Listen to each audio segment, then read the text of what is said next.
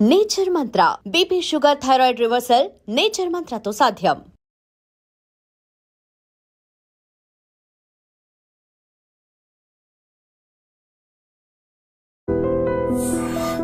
ఎక్కడున్నారు అక్కో మిమ్మల్ని చూడాలని ఒక పాట మనిషిని కదిలిస్తుంది. ఆ పాట మీలో కదిలించి ముఖ్యంగా హైదరాబాద్ లో ఒక ఫంక్షన్ లో గద్దరంతో పాటు మీరు ఆ పాట పాడడం, అక్కడి నుంచి మీరు అజ్ఞంతలకు వెళ్ళిపోవడం, అదంతా ఒక పెద్ద జర్నీ కనిపిస్తుంది. అంటే మీకు 10 సంవత్సరాల వయసులో వెళ్ళినప్పుడు ఇప్పుడు దాదాపు ఎంత వయసు ఉంటుంది? ఇప్పుడు 45. అంటే 30 సంవత్సరాల పాటు మీరు అడవిలోనే తిరిగారు.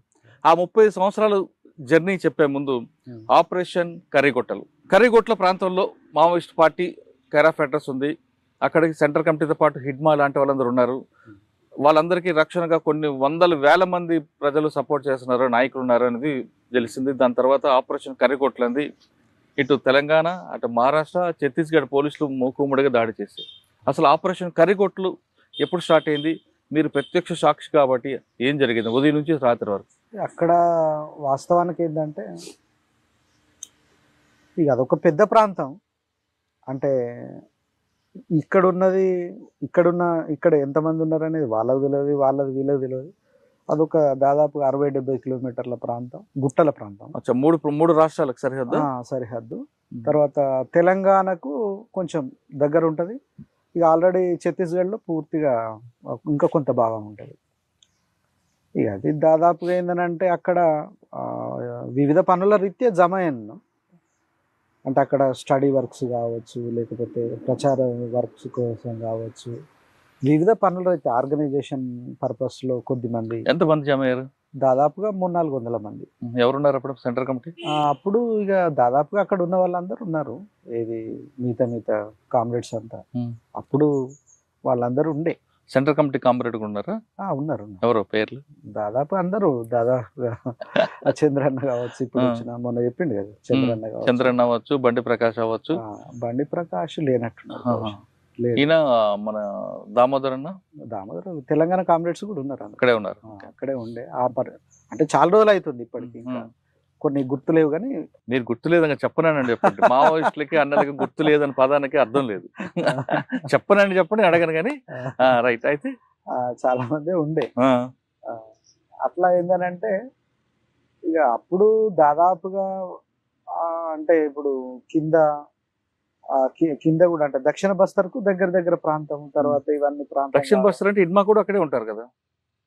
హిడ్మా అక్కడ ఉంటాడు అనేది, ఉండడు అనేది రెండు ఉంటాయి. అంటే మనకు పూర్తిగా ఈయన బసవరాజు గారు అసలే ఉంటాడు, ఆయనకు అసలు సంబంధం లేదు.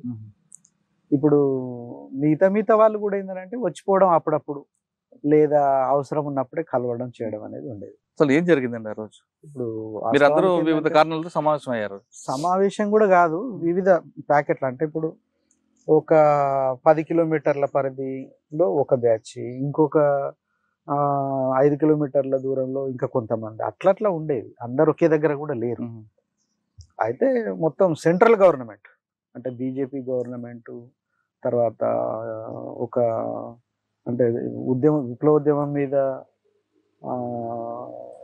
దాదాపుగా ఒక కక్షపూరితంగానే రాజ్యాంగాన్ని కూడా ఉల్లంఘిస్తూ, అసలు రాజ్యాంగంలో రాసుకున్న దాన్ని, కొన్ని ప్రాథమిక నియమాల్ని కూడా పాటించకుండా డైరెక్ట్ ఒక పెద్ద యుద్ధాన్ని ప్రకటించింది. అసలు వాస్తవానికి సింధూరు అని చెప్పి అక్కడ జరిగింది, కానీ అది అక్కడ ఎంత జరిగింది అనేది అంటే సైన్యానికి తెలవాలి, లేదా మీడియాకు తెలవాలి, ప్రజలకు తెలవాలి. కానీ ఇక్కడ మాత్రం ఏంటంటే ఇక్కడ పెద్ద యుద్ధమే జరిగింది. ఎన్ని గంటలకి మీకు తెలిసిందండి? దాదాపుగా ఒక 2-3 రోజుల నుంచి ప్రజలు చెప్పడమే. ఇప్పుడు తెలవడం అని అంటే ఏంది, ప్రజల ద్వారా కొంత సమాచారం ఏం తెలిసిందంటే మొత్తం చుట్టుముడుతున్నారు లేదా వస్తున్నారు. చాలా బలగాల్ని మొబిలైజ్ చేసి, ఇది సెంట్రల్ ప్రోగ్రామ్ కనుక వాళ్ళు చాలా బలగాల్ని మోహరించిండ్రు. ఆ తర్వాత ఉదయం 6 గంటల నుండి, అది ఒక్కరోజు జరిగిన యుద్ధం కాదు, అది 21 రోజులు కంటిన్యూ. చుట్టూ మీకు ప్రజలు చెప్తున్నా యుద్ధం యొక్క ముందు సైరన్ మీకు ఎన్ని గంటలకు వచ్చింది? అంటే ఆ సేమ్ టైం అంటే 6 గంటలకి హెలికాప్టర్ల నుంచి ముందు నుంచి మాకు కొంచెం ఇన్ఫర్మేషన్ ఉంది. కాకపోతే ఇంత పెద్ద మొత్తంలో చేస్తారా అనేది ఎవరికి ఊహించలేదు. ఊహించలేదు. ఉదయం 6 గంటలకు హెలికాప్టర్లో ఉదయం 6 గంటలకి, 6 గంటల కంటే ఇంకా ముందు నుంచే, అంటే దాని మెథడ్ ఆఫ్ వార్ సిచ్యువేషన్ ఎట్లా ఉండే అంటే డ్రోన్లతోటి 24 గంటల నిగ్రాని ఉండేది. అంటే పూరా ప్రతి దాన్ని ఎనాలిసిస్ చేసేటోళ్ళు, బహుశా టెక్నాలజీ చాలా హైలో వాడిండ్లు. అత్యంత అధునాతనమైన యుద్ధమే అది. రాడార్లను కూడా ఉపయోగించిందని చెప్తున్నారు.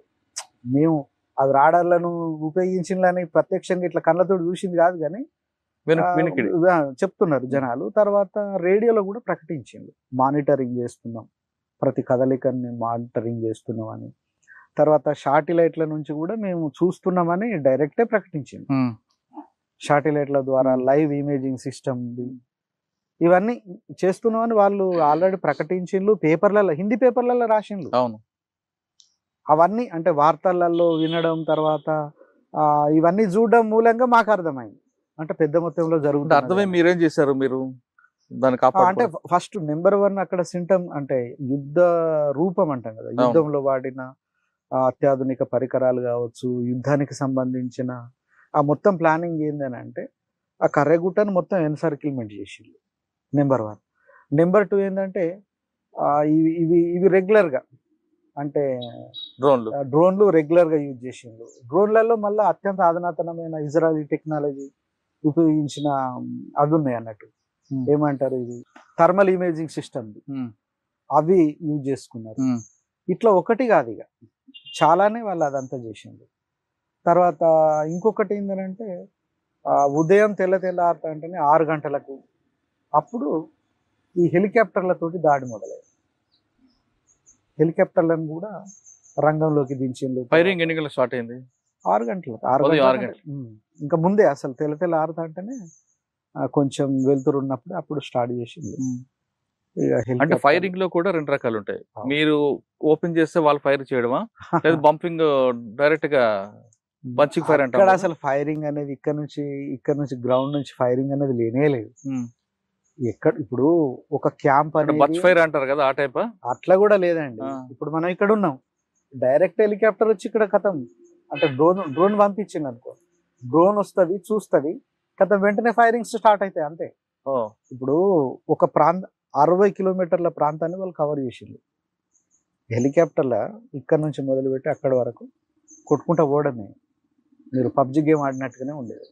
అయ్యో, ఇక్కడ ఫైరింగ్ అనేది లేదు. ప్రజలు కూడా ఉంటారు కదా అక్కడ, దాదాపుగా జనాభా తక్కువ ఉంది. ఒకటి మైనస్ పాయింట్ ఏంటంటే అక్కడ పూర్తి జనాభా లేదు. అంటే ఇప్పుడు ఇక్కడ ఏదో ఎదురుకాల్పన అనేది కాదు, డైరెక్ట్ యుద్ధం అంటున్నారు. అవును, యుద్ధమే చేసిండ్రు వాళ్ళు. అంటే వాళ్ళకు అంటే మరి మీరు మీ వైపు నుంచి ఫైరింగ్ ఎలా చేస్తారు? ఫైరింగ్ ఏం చేయడం లేదు, దాచుకోవడం తప్ప ఇంకా అక్కడ ఏం చేస్తాను. పైనుంచి డైరెక్ట్ లక్షల తూటాలు, 4 హెలికాప్టర్లతోటి లక్షల కొద్ది తూటాలు వచ్చి పడుతున్నప్పుడు ఇంకా ఓపెన్ ఫైర్ అనేది లేనే లేదు.